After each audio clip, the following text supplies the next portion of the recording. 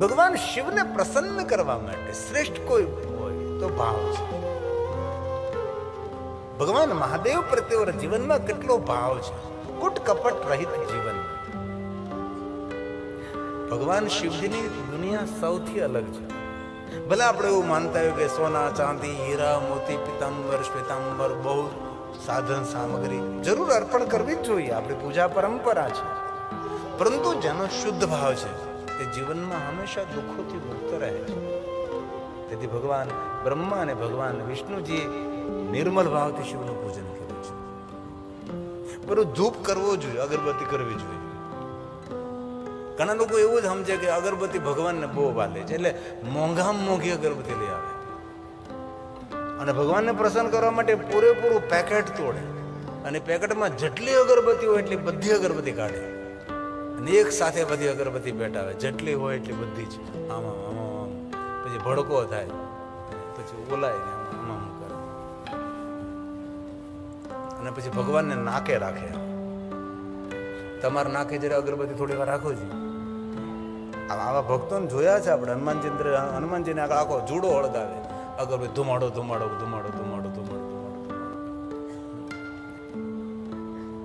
અગરબત્તીના ધુમાડાથી ભગવાન પ્રસન્ન થાય કે ન થાય, પણ અગરબત્તી જેવું જીવન સળગીને બીજાને સુગંધ આપીએ, થોડું દુઃખ વેઠી લઈએ, પણ આપણાથી બીજાને સુખ થવું જોઈએ. આને ભગવાનની પ્રાપ્તિ થાય છે, એને ભગવત પ્રાપ્તિ થાય છે. પેલું ભાવગીત હતું, એક જ અરમાન છે મને, મારું જીવન સુગંધી બને. એક જ અરમાન છે મને, મારું જીવન સુગંધી બને. જેને જેને ભગવાનની કથાનું આયોજન કર્યું અને કઈ ફંડ ભેગું કરવા માટે આયોજન નથી કર્યું. પિતૃ તો નિમિત્ત માત્ર છે. રાજકીય ક્ષેત્રમાં એમને કહ્યું કે પદ ઉપર ઊભું નથી રહેવું ચંદુભાઈ, બસ સૌનું સારું થાય, સૌનું હિત થાય. કોઈ કથા સાંભળે, તેનું જીવન કઈ બદલે, ભગવાનના ચરણોમાં તેને પ્રેમ થાય, મારું જીવન સુગંધી બને. પરોપકારી માણસો છે. કોણ કરે આવું બધું? જગત હિત માટે, સૌના સુખ માટે છે. આ ભાવગીત. ફૂલડું બનો કે ભલે ધૂપ સડી થાઓ, ફૂલડું બનો કે ભલે ધૂપ સડી થાઓ. આશા છે સામરી પૂજાની થાઓ, આશા છે સામરી પૂજાની થાઓ. ભલકાયા તો રાખ થઈ શમે, મારું જીવન સુગંધી બને. ભલકાયા તો રાખ થઈ શમે,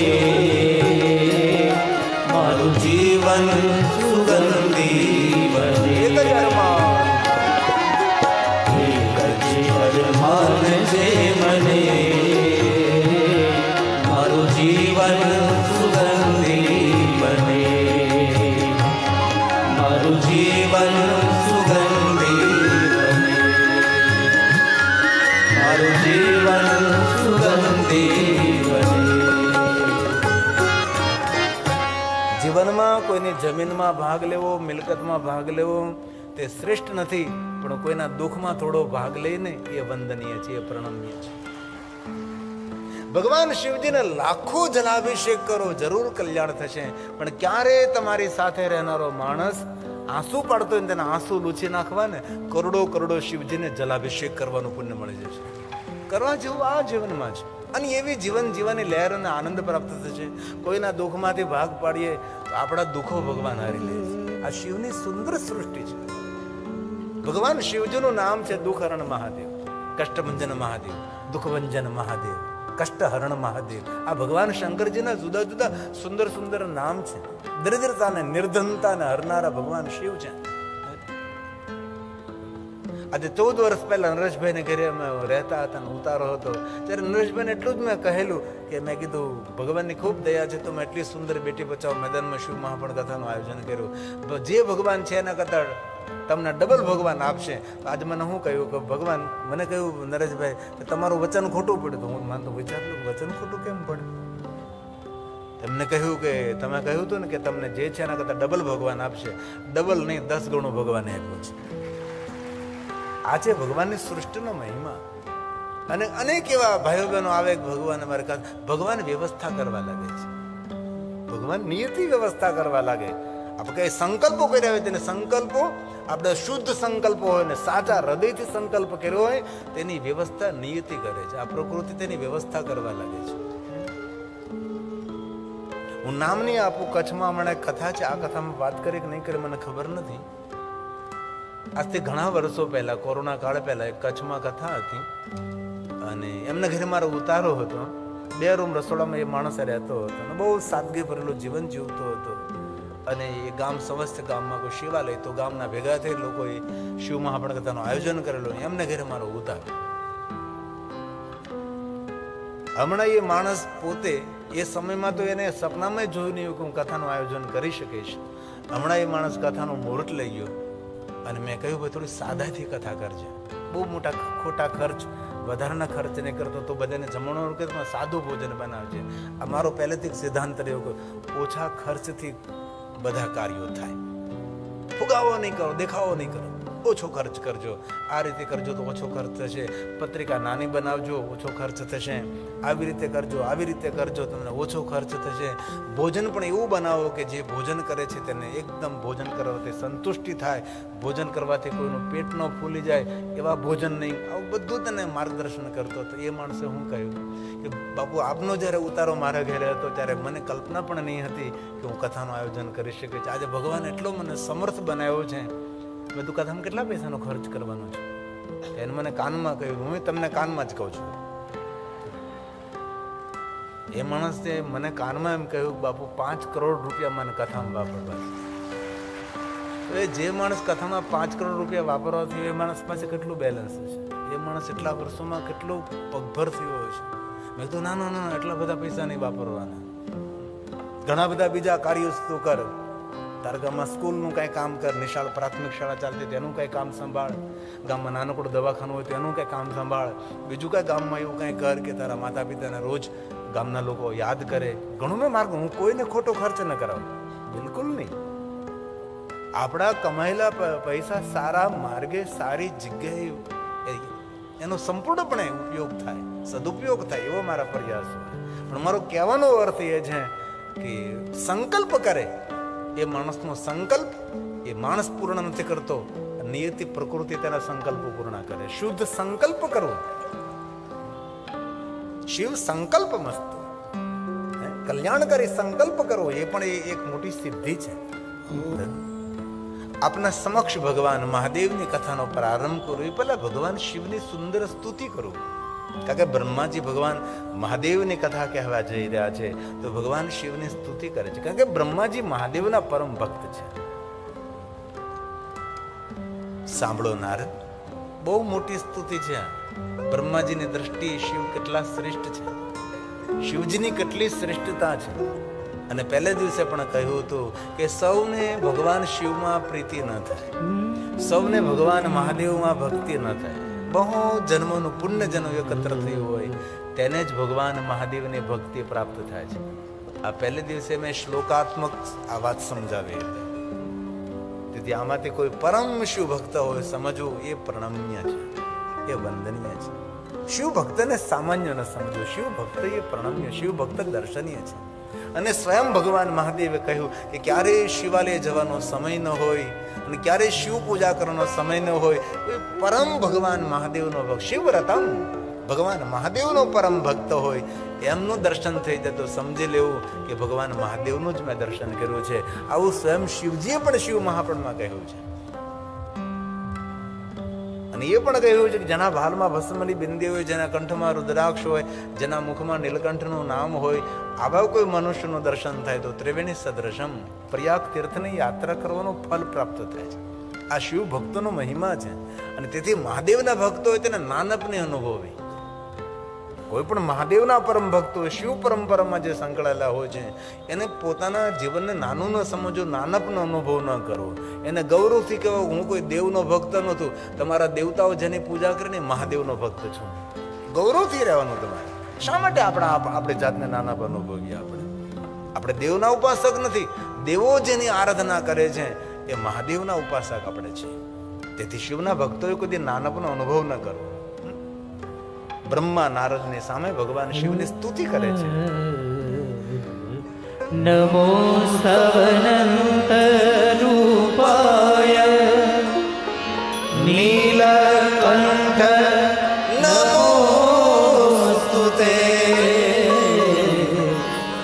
અવિજ્ઞાન સ્વરૂપાય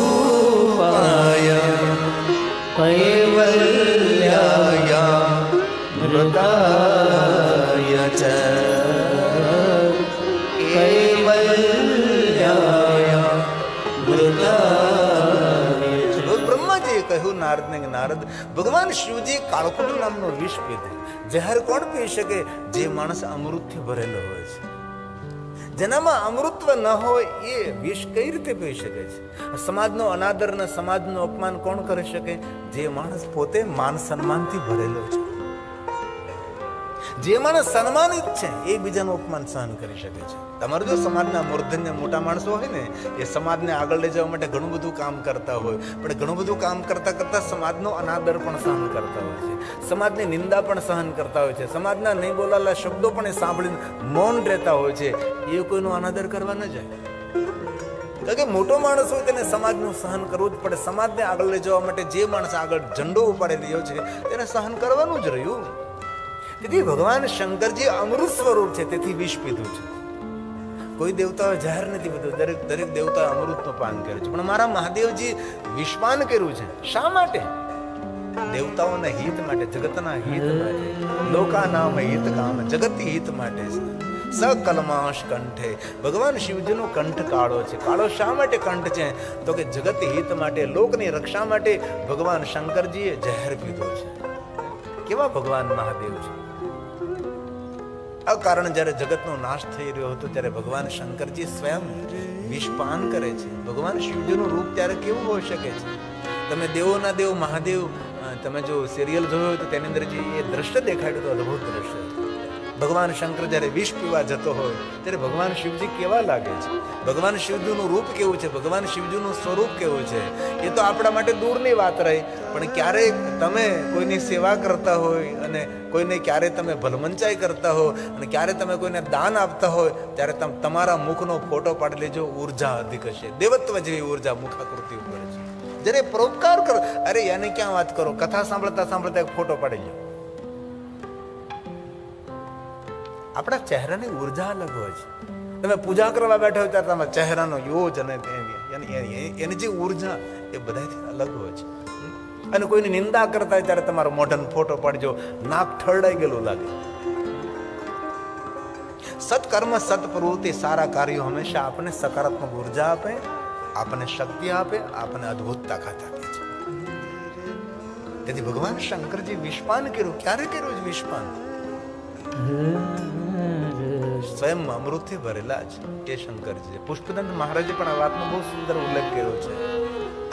અકારણ બ્રહ્માંડનો ક્ષય થઈ રહ્યો, અકાંડ બ્રહ્માંડ ક્ષય ચકિત દેવા સુર કૃપા. અઘરું તો લાગે પણ આ બહુ સુંદર સુંદર આ પ્રસાદ છે. હું તમને વાર્તા સંભળાવી દ્રષ્ટાંતો સંભળાવી હું કથા 3 કલાકની પૂરી કરી શકું છું. મને આવડે છે દ્રષ્ટાંતો દેતા, તમને હસાવતા આવડે, તમને નચાવતા આવડે છે, બધું જ. કારણ કે પહેલા હું એ જ કરતો હતો, લોકોને હસાવતો હતો, લોકોને નચાવતો હતો. પણ ક્યાં સુધી? આ એક સ્તોત્રમાં આટલી અદ્ભુત શક્તિ રહેલી છે. એક સ્તોત્ર તમે બોલો ને સાંભળો તો એક જન્માંતરના પાપને બાળીને ભસ્મ કરનારા સ્તોત્ર છે. એક શ્લોક છે. આ પુષ્પદંતની રચના છે. અકાંડ બ્રહ્માંડ ક્ષય ચકિત દેવાસુર કૃપા. ભગવાન શું માટે ગવાનું છે? વિધેયસ્ય સાધ્ય સ્ત્રીનયન વિષમ સંહતવત શકલ્માશ કંઠે તવ ન કુરુતેન શ્રિયમો વિકારો પીષ્ટાદ્યો ભુવન ભય ભંગ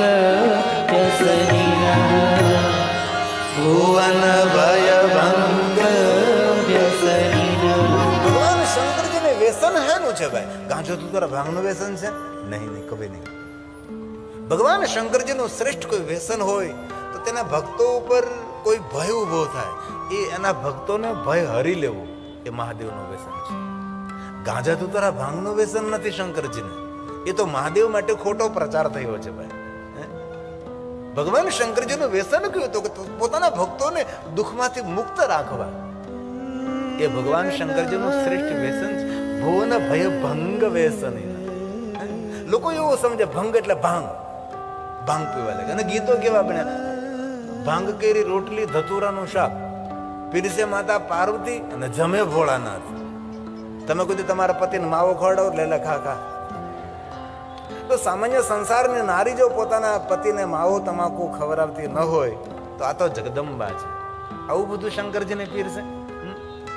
આવી આવી બધી ખોટી રચનાઓ શંકરજીના નામથી પીરસે માતા પાર્વતી જમે ભોળોનાથ. ભગવાન શંકરને ઘેરે હું બીજું કઈ ખાવા નહીં હોય? જે જગત આખાનું ભરણ પોષણ કરનારો દેવ છે, ભૃહુ પ્રણીતા, પોતાની ભૃહુના ઈશારા માત્રથી જગતનું ભરણ પોષણ ભગવાન શંકર કરે છે. સાક્ષાત અન્નપૂર્ણા જેને ત્યાં બિરાજે છે, એને હું અન્નની કમી હોઈ શકે છે? પણ લોકોએ કેવી કેવી વાતો શંકરજી માટે બનાવી છે.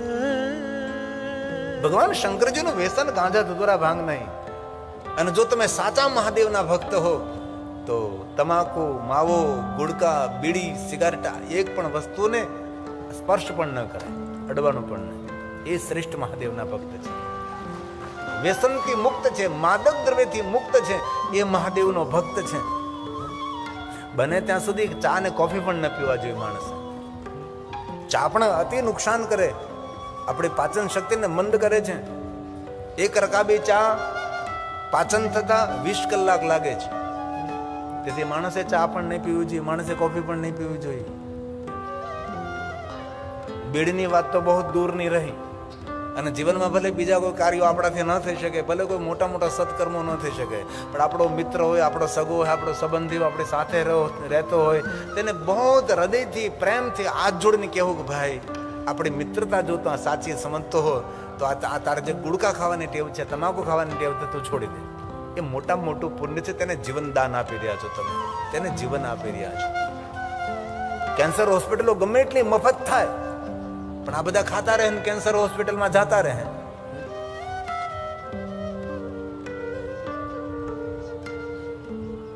માવો મોઢામાં હોય, કેવું કેવું મુખ કેટલું કદરૂપું લાગે તેનું.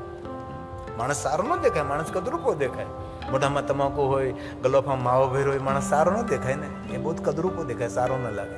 તેના દાંત કેટલા ખરાબ થઈ ગયા હોય, તેના ઓઠ કેટલા કાળા પડી ગયા હોય. શા માટે ભાઈ? ભગવાને સુંદર શરીર આપ્યું છે, એને સાચવીએ જરા. આપણે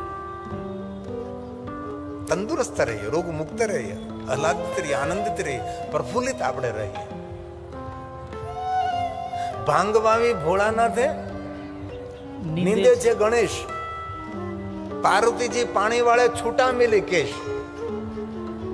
હવે ખેતરમાં પાવડો લઈને પાણી વાળતા હોય તો વાળ છૂટાય તો પાણી વાળે ફાબે ખરું ભાઈ?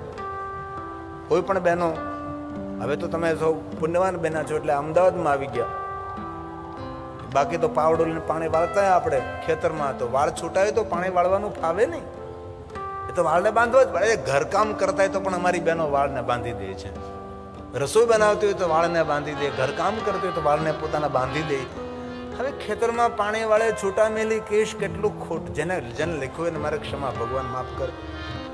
કોને લખ્યું મને ખબર નથી, પણ શિવજી માટે આવું શા માટે? નિંદે છે ગણેશ, એટલો ગણ અધ્યક્ષ, દેવતાઓનો આગેવાન, એક ખેતરમાં દાંતરડી નિંદવા જાય. ભાંગ વાવી ભોળાનાથે, પાછું ભાંગ વાવી. બોલો કાક બાજરો ઘઉં કે ચોખા વાવ્યા હોત તો સમજ આપણે. હા, તો ભાંગ વાવી ભોળાનાથ. શંકરજીનું જીવન ચરિત્ર સૌથી અલગ છે. ભગવાન શિવજી સૌથી નિરાલા છે, સૌથી અલગ મહાદેવ છે. શિવજીનું ચરિત્ર સમજવું, સમજાવવું મુશ્કેલ છે. એ ભગવાન શિવ છે. દેવ અભય વરદાન. ભગવાન શંકરજી મોટામાં મોટું વરદાન આપે છે, ભય મુક્ત કરે છે. ભગવાન મહાદેવ છે. ભગવાન શિવજીને પ્રસન્ન કઈ રીતે કરવા? અભિષેકથી, પંચામૃતથી, અનેક દ્રવ્યોથી, રાજોપચારથી, બિલ્વપત્રોથી, પુષ્પોથી, ભગવાનને દીપથી. ભગવાનને પ્રસન્ન કરવા માટે સામગ્રી નહીં, ભગવાનને પ્રસન્ન કરવા માટે ભગવાન પ્રત્યે આપણો શુદ્ધ ભાવ જોઈએ. નિર્મલ ચિત્ત, લિંગાષ્ટકની એક પહેલી પંક્તિ છે. એ લિંગાષ્ટકની પહેલી પંક્તિમાં એક સરસ વર્ણન કર્યું છે કે બ્રહ્માએ અને વિષ્ણુએ ભગવાન શિવની પૂજા કરી તો તેની અંદર ઉલ્લેખ કર્યો છે કે નિર્મલ ભાવથી તેની પૂજા કરી. આપણો નિર્મલ ભાવ એ શ્રેષ્ઠ મહાદેવની પૂજા છે. નિર્મલ ભાવ, મનમાં કોઈ મલ નહીં, કોઈ કોટ કપટ નહીં. અને જીવન જીવવાનો આનંદ અને લહેર ઉઠાવવી હોય તો એ જ રીતે રહેવું પડે ને. કપટી માણસો આનંદિત ન રહી શકે, દંભી માણસો આનંદિત ન રહી શકે. સરળતા, નમ્રતા, વિનમ્રતા, નિખાલસતા, નિષ્કપટ જીવન એ માણસને ખૂબ આનંદ આપે છે.